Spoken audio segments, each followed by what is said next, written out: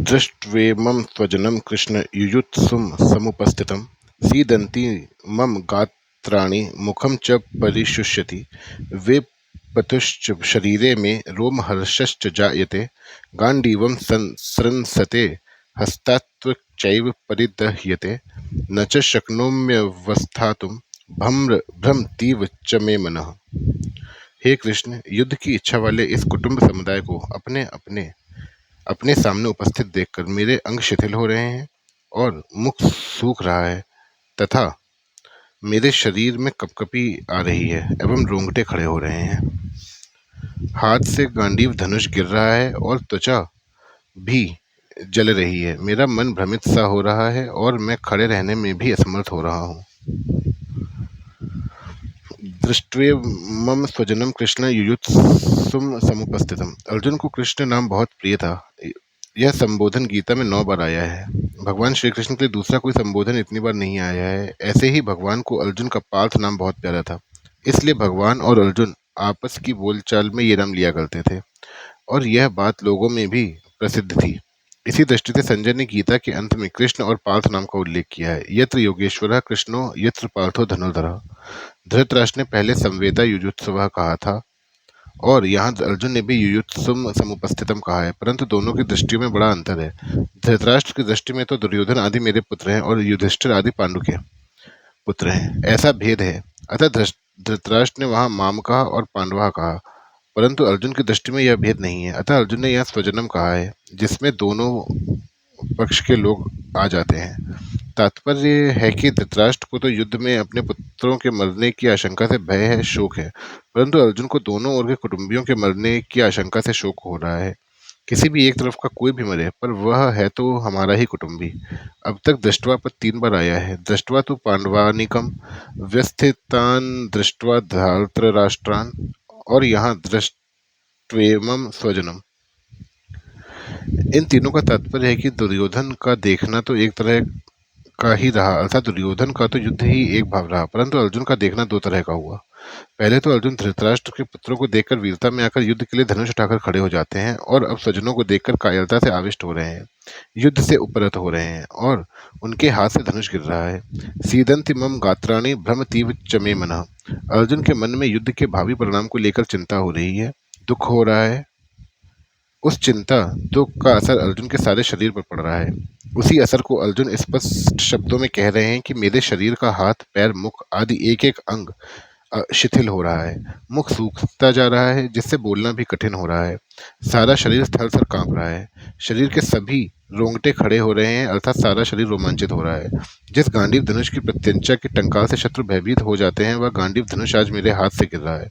त्वचा में, सारे शरीर में जलन हो रही है। मेरा मन भ्रमित हो रहा है, अर्थात मेरे को क्या करना चाहिए यह भी नहीं सूझ रहा। यहाँ युद्धभूमि में रथ पर खड़े रहने में भी मैं असमर्थ हो रहा हूँ। ऐसा लगता है कि मैं मूर्छित होकर गिर पड़ूंगा। ऐसे अनर्थकारक युद्ध में खड़ा रहना भी एक पाप मालूम दे रहा है। पूर्व श्लोक में अपने शरीर को शोक जनित 8 चिन्हों का वर्णन करके अब अर्जुन भावी परिणाम के सूचक शकुनों की दृष्टि से युद्ध करने का अनौचित्य बताते हैं। निमित्तानि च पश्यामि विपरीतानि केशव न च श्रेयो नुपश्यामि हत्वा स्वजन माहवे।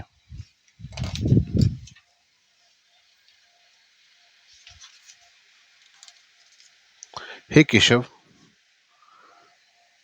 मैं लक्षणों को भी विपरीत देख रहा हूं और युद्ध में स्वजनों को मारकर श्रेय भी नहीं देख रहा हूं। निमित्तानि च पश्यामि विपरीतानि केशव। हे केशव, मैं शकुनों को भी विपरीत ही देख रहा हूं। और तात्पर्य है कि किसी भी कार्य के आरंभ में मन में जितना अधिक उत्साह होता है, वह उत्साह उस कार्य को उतना ही सिद्ध करने वाला होता है। परंतु अगर कार्य के आरंभ में ही उत्साह भंग हो जाता है, मन में संकल्प विकल्प ठीक नहीं होते, तो उस कार्य का परिणाम अच्छा नहीं होता। इसी भाव से अर्जुन कह रहे हैं कि अभी मेरे शरीर में अवयवों का शिथिल होना, कंप होना, मुख का सूखना आदि जो लक्षण हो रहे हैं, ये व्यक्तिगत शकुन भी ठीक नहीं हो रहे हैं।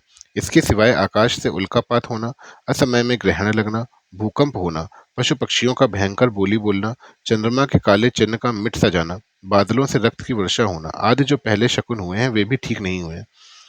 इस तरह अभी के और पहले के इन दोनों शकुनों की ओर देखता हूँ तो मेरे को ये दोनों ही शकुन विपरीत अर्थात भावी अनिष्ट के सूचक दिखते हैं।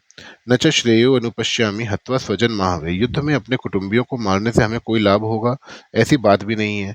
इस युद्ध के परिणाम में हमारे लिए लोक और परलोक दोनों ही हितकारक नहीं दिखते, कारण कि जो अपने कुल का नाश करता है वह अत्यंत पापी होता है, अतः कुल का नाश करने से हमें पाप ही लगेगा, जिससे नरकों की प्राप्ति होगी।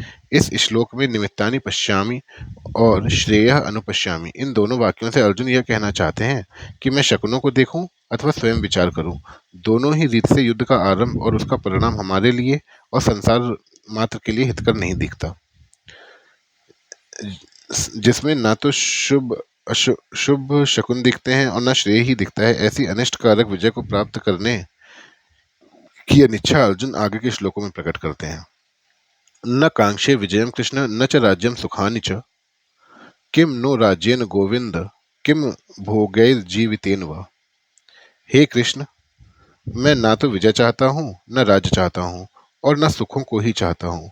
हे गोविंद, हम लोगों को राज्य से क्या लाभ, भोगों से क्या लाभ अथवा जीने से भी क्या लाभ। न कांक्षे विजयम कृष्ण न च राज्यम सुखानि च, मान ले कि युद्ध में हमारी विजय हो जाए तो विजय होने से पूरी पृथ्वी पर हमारा राज्य हो जाएगा, अधिकार हो जाएगा। पृथ्वी का राज्य मिलने से हमें अनेक प्रकार के सुख मिलेंगे, परंतु इनमें से मैं कुछ भी नहीं चाहता, अर्थात मेरे मन में विजय, राज्य एवं सुखों की कामना नहीं है। किम नो राज्येन गोविंद किम भोगैर जीवितेन व, अब हमारे मन में किसी प्रकार की विजय, राज्य और सुख की कामना नहीं है, तो फिर कितना ही बड़ा राज्य क्यों न मिल जाए, पर उससे हमें क्या लाभ। कितने ही सुंदर सुंदर भोग मिल जाएं, पर उनसे हमें क्या लाभ। अथवा कुटुंबियों को मारकर हम राज्य के सुख भोगते हुए कितने ही वर्ष जीते रहें, पर उससे भी हमें क्या लाभ। तात्पर्य है कि विजय, राज्य और भोग तभी सुख दे सकते हैं जब भीतर में इनकी कामना हो, प्रियता हो, महत्व हो, परंतु हमारे भीतर तो इनकी कामना ही नहीं है, अतः यह हमें क्या सुख दे सकते हैं। इन कुटुंबियों को मारकर हमारी जीने की भी इच्छा नहीं है, क्योंकि जब हमारे कुटुंबी मर जाएंगे तब ये राज्य और भोग किसके काम आएंगे।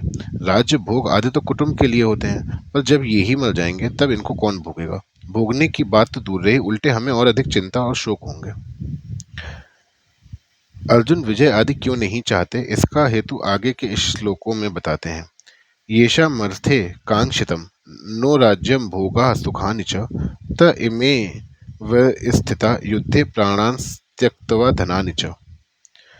जिनके लिए हमारी राज्य, भोग और सुख की इच्छा है, वे ही ये सब अपने प्राणों की और धन की आशा का त्याग करके युद्ध में खड़े हैं। व्याख्या येषाम अर्थे कांक्षितम नो राज्यम भोगा सुखानि च, हम राज्य, सुख, भोग आदि जो कुछ चाहते हैं उनको अपने व्यक्तिगत सुख के लिए नहीं चाहते, प्रत्युत इन कुटुंबियों, प्रेमियों, मित्रों आदि के लिए ही चाहते हैं। आचार्यों, पिताओं, पितामहों, पुत्रों आदि को सुख आराम पहुंचे, इनकी सेवा हो जाए, ये प्रसन्न रहें, इसके लिए ही हम युद्ध करके राज्य लेना चाहते हैं, भोग सामग्री आदि इकट्ठी करना चाहते हैं। ते इमेव स्थिता युद्धे प्राणान् त्यक्त्वा धनानि च, पर वे ही ये सब के सब अपने प्राणों की और धन की आशा को छोड़कर युद्ध करने के लिए हमारे सामने इस रणभूमि में खड़े हैं। इन्होंने ऐसा विचार कर लिया है कि हमें न प्राणों का मोह है और न ही धन की तृष्णा है। हम मर बेशक जाएं पर युद्ध से नहीं हटेंगे। अगर ये सब मर ही जाएं तो फिर हमें राज्य किसके लिए चाहिए, सुख किसके लिए चाहिए, धन किसके लिए चाहिए, अर्थात इन सब की इच्छा हम किसके लिए करें। प्राणांस त्यक्त्वा धनानि च का तात्पर्य है कि वे प्राणों की और धन की आशा का त्याग करके खड़े हैं, अर्थात हम जीवित रहेंगे और हमें धन मिलेगा, इस इच्छा को छोड़कर वे खड़े हैं। अगर उनमें प्राणों की और धन की इच्छा होती तो वे मरने के लिए युद्ध में क्यों खड़े होते। अतः यहाँ प्राण और धन का त्याग करने का तात्पर्य उनकी आशा का त्याग करने में ही है।